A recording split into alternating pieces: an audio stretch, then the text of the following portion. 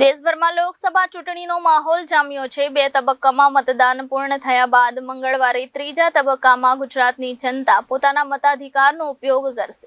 સાથે જ પોતાના પસંદગીના ઉમેદવારને દેશના સંસદ સુધી પહોંચાડી લોકતંત્રને મજબૂત કરવાની નેમ સાથે મતદાન કરવા જઈ રહી છે। ભરૂચ લોકસભા બેઠક પર મંગળવારે સવારથી જ મતદાનની શરૂઆત થવા જઈ રહી છે। 17 લાખથી વધુ મતદાન ધરાવતી અને 7 વિધાનસભા બેઠકોને આવરી લેતી આ બેઠક ઉપર પણ મતદારોનો ઉત્સાહ મતદાન કરતા પહેલા જોવા મળી રહ્યો છે। તો બીજી તરફ મતદાન કેન્દ્ર ઉપર વહીવટીતંત્ર દ્વારા પણ વિશેષ સુવિધાઓ ઉપલબ્ધ કરવાની કવાયત શરૂ કરાઈ છે।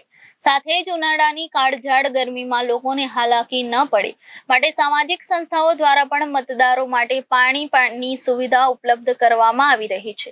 મંગળવારે સવારે 7 કલાકથી સાંજ સુધી મતદાન કરવા માટે લાખો લોકો ઉમટી પડે તેવી શક્યતાઓ છે।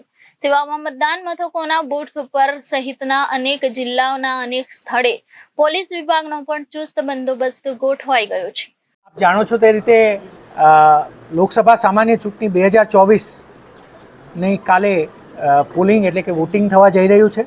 અમારા 8,375 કર્મચારીઓ જે પોલિંગ ડ્યુટીમાં લાગેલા છે તેઓનું આજે ડિસ્પેચ થયું છે।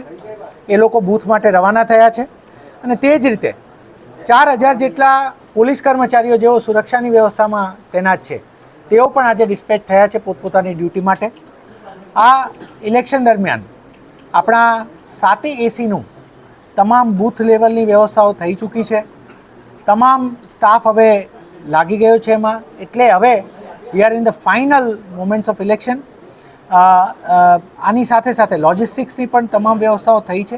આપણે બ્રીફ કર્યું તે રીતે ખાસ અમે મતદારોને વિનંતી કરીશું કે કાલે ખૂબ સારા નંબરમાં આપણે વોટિંગ કરીએ અને આપણી માટે આઈડેન્ટિટીના કાર્ડ તરીકે, ઓળખાણના પુરાવા તરીકે એપિક કાર્ડ સિવાય પણ અન્ય 13 જેટલા આધારો છે જેની પણ અમે યાદી શેર કરી છે। તો એ કોઈ પણ આધાર સાથે આપણે વોટિંગ કરી શકીએ છીએ। આ વખતે એ પણ પ્રયત્ન રાખ્યો છે કે જ્યાં જ્યાં વધારે ભીડ થાય એવા મતદાન મથક અમને દેખાય છે કે જ્યાં સંખ્યા દેખાય છે ત્યાં પણ અમે ફેસિલિટીઝ વધારી છે। થોડી છાંયડાની વ્યવસ્થા કરી છે, પાણીની વ્યવસ્થા છે એ પણ આ વખતે છે। ફરીથી આપના થકી જ્યારે આ પર્વ છે આપણો લોકશાહીનો, ત્યારે નાગરિકો આ પર્વને, એક ઉત્સવને ઉજવે અને ખૂબ સારી સંખ્યામાં મતદાનમાં જોડાય એવી અમારા તરફથી અપીલ છે। Thank you sir. આખરી 2 કલાકના મતદાનના આંકડા નથી મળતા। અમારા તરફથી જે કોઈ આંકડાઓ રિલીઝ કરવામાં આવશે, આપણે જે રીતે ચર્ચા થઈ એમ અમે એને એઝ ક્વિકલી એઝ પોસિબલ અમે પ્રયત્ન કરીશું કે જેવું અમારી પાસે કન્ફર્મ જે નંબર થયો એ તાત્કાલિક તમારી સાથે શેર કરવામાં આવશે। મતદારોએ બૂથમાં જતા પહેલાં સૌથી પહેલાં પોતાનું ઓળખ કાર્ડ, પોતાનો મતદાર યાદીમાં નંબર, આ વસ્તુની માહિતી વહેલા લઈ લે તો ક્વિકલી કરી શકશે મૂવ। એટલા માટે બહાર BLO હશે તો BLO પાસે પણ માહિતી એમને લઈ શકે છે કે પોતાનો ક્રમને શું છે। બીજું એક મહત્ત્વની વસ્તુ કે મોબાઈલ્સ આર નોટ અલાઉડ, તો ખાસ મતદારો આ ધ્યાન આપે કે મોબાઈલ્સ આર નોટ અલાઉડ। બાકી જેમ આપણે કીધું એમ કે બૂથમાં અમારા તરફથી એવો પ્રયત્ન થયો છે કે મેક્સિમમ જેટલું ક્વિકલી ટર્ન કરી શકાય, કે જેટલું ક્વિકલી મતદાનની પ્રોસેસ થઈ શકે એ અમે કરીશું। સર, આખા દેશમાં એક આલિયા બેટનું મતદાન મથક સૌથી અલગ પડી રહ્યું છે, એની વિશેષતા શું રહેશે? આલિયા બેટ એક આઇલેન્ડ છે કે જ્યાં ખૂબ ઓછી માનવ વસ્તી છે, એમ રહી પણ ના શકાય એવો આઇલેન્ડ છે। તો ત્યાં એક કન્ટેનરની અંદર અમે મતદાન થાય છે જે છેલ્લા 2022થી શરૂ થયું ને આ 24ની ચૂંટણીમાં એનો ઉપયોગ થાય છે। આ એક અલગ વ્યવસ્થા છે કે ઇલેક્શન કમિશનનો એક ધ્યેય રહ્યો છે no one to be left behind, એક પણ નાગરિક એના મતદાન અધિકારથી વંચિત ના રહેવો જોઈએ, એટલા માટે તેને ત્યાં સુધી જાય છે। આ વખતે ઘર ઘર સુધી આપણે મતદાન લેવા ગયા, જે વૃદ્ધ લોકો છે, જે દિવ્યાંગ છે એમની માટે। તો આ પ્રકારે આખું મતદાન મથક જ એમની નજીક આવી ગયું અને કન્ટેનરમાં પણ વ્યવસ્થા થઈને એવી વ્યવસ્થા થઈ કે જે ઇલેક્શન કમિશને જે એશ્યોર્ડ મિનિમમ ફેસિલિટી કીધી છે તમામ મિનિમમ ફેસિલિટીઝ મતદારોને મળે।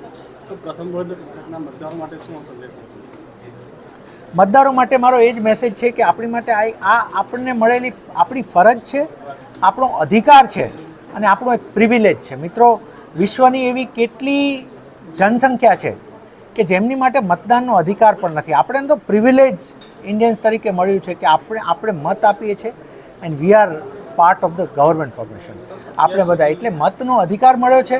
તો તમામ લોકો આપણે આ પ્રિવિલેજનો આપણે ઉપયોગ કરીશું. આપણે આ મતદાન થકી આપણે લોકોને પણ સમજાવીશું, આપણે સાથે પણ પરિવાર સાથે મતદાન કરીશું. સર, અત્યાર સુધી આચારસંહિતાની કેટલી ફરિયાદો નોંધાઈ છે અને ઇલેક્શન કમિશન દ્વારા કોઈ રકમ સીઝ કરવાની, કોઈ મુદ્દામાલ સીઝ કરવાની કોઈ અમારા અહીંયા સીઝર્સ થયા છે બધા.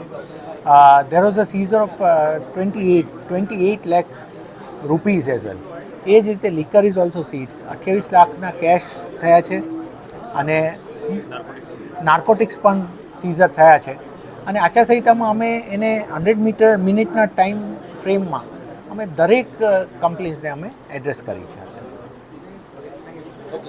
મિત્રો, આપ સૌ જાણો છો કે આવતીકાલે 7/5/2024ના રોજ ગુજરાતની તમામ વિધાનસભા મત વિભાગોમાં મતદાન થનાર છે. હવામાન વિભાગ તરફથી જે ચેતવણી આપવામાં આવી છે તે પ્રમાણે આવતીકાલના દિવસે ગરમી પડવાની ખૂબ શક્યતા છે, હીટવેવની પણ શક્યતા છે.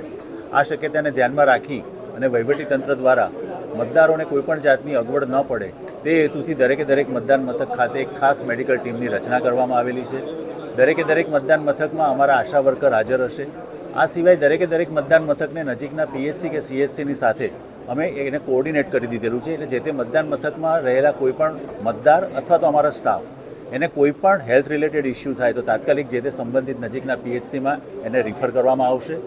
આ સિવાય દરેક મતદાન મથક ખાતે પીવાના પાણીની અને શેડની પણ પૂરતી વ્યવસ્થા રાખવામાં આવેલી છે. આમ મતદારોને કોઈપણ જાતની તકલીફ ના પડે તે જોવાનો અમારો વહીવટીતંત્ર દ્વારા સંપૂર્ણ પ્રયત્ન કરવામાં આવેલ છે. જ્યારથી કોડ ઓફ કન્ડક્ટ લાગુ થયો ત્યારથી ભરૂચ પોલીસની ટીમો જે લોકોને કામ છે, જેમાં સીઝર કરવાનું છે, પ્રિવેન્ટિવ એક્શન લેવાનું છે, એ તમામ કામગીરી ચાલુ થઈ. આ સીઝર્સની અંદર લિકરનો સીઝર થયો મોટા પ્રમાણમાં, પછી નાર્કોટિક્સ પદાર્થનો પણ સીઝર થયો છે અને પ્રિવેન્ટિવ એક્શન કલેક્ટર સાહેબની મંજૂરીથી ઘણી બધી પાસા અપ્રૂવ થઈ, એ તમામને પાસા હેઠળ મૂક્યા છે. એટલે જે લોકો અહીંયા આગામી ઇલેક્શનમાં પ્રક્રિયામાં નુકસાન કરે એવા છે તમામને અટકાયતી પગલાં લેવામાં આવ્યા છે. હવે જ્યારે એક દિવસ બાકી છે વોટિંગને, ત્યારે પોલીસનું ડિપ્લોયમેન્ટ હવે બૂથ્સ ઉપર થઈ ગયું છે. જેમ કલેક્ટર સાહેબે કીધું એમ 1300ની આસપાસ પોલીસ છે, 1500ની આસપાસ જીઆરડી અને હોમગાર્ડ છે. એની ઉપરાંત 121 અમારી પોલીસ સેક્ટર મોબાઈલ છે કે જે આખા ભરૂચના અલગ વિસ્તારોમાં જ્યારે વોટિંગની પ્રક્રિયા ચાલુ હશે ત્યારે આ સેક્ટર મોબાઈલ, જેમાં પોલીસ હોમગાર્ડ બધા હોય છે, એ લોકો અમુક એરિયામાં મોનિટર કરશે, સુપરવાઇઝ કરશે અને લો એન્ડ ઓર્ડરના કોઈ પણ પ્રશ્ન ઉપસ્થિત થાય એ તાત્કાલિક એડ્રેસ કરવાની પ્રક્રિયા કરવામાં આવશે. એઝ ઓફ નાઉ ભરૂચમાં શાંતિ છે અને પ્રક્રિયા શાંતિથી પૂર્ણ થાય એવી પોલીસ વિભાગની એરેન્જમેન્ટ કરવામાં આવ્યું છે. પોલીસ કંટ્રોલ રૂમ દ્વારા કોઈ નંબર જાહેર કરવામાં આવે છે? પોલીસ કંટ્રોલ રૂમના જે ઓફિશિયલ નંબર છે એ અમારા ડિસ્ટ્રિક્ટ કંટ્રોલ રૂમના છે. એ નંબર્સ ઓનલાઈન અમે બધાને સર્ક્યુલેટ કર્યા છે. સેમ નંબર છે, કોઈ ફેરફાર નથી. 100 નંબર છે, એક મોબાઈલ નંબર છે. એ તમામ નંબર ઉપર કોઈ પણ કમ્પ્લેન હશે તો એ જ નંબર ઉપર એડ્રેસ કરવાના રહેશે. Reporter Viral Gohil, Janadesh news, Bharuch.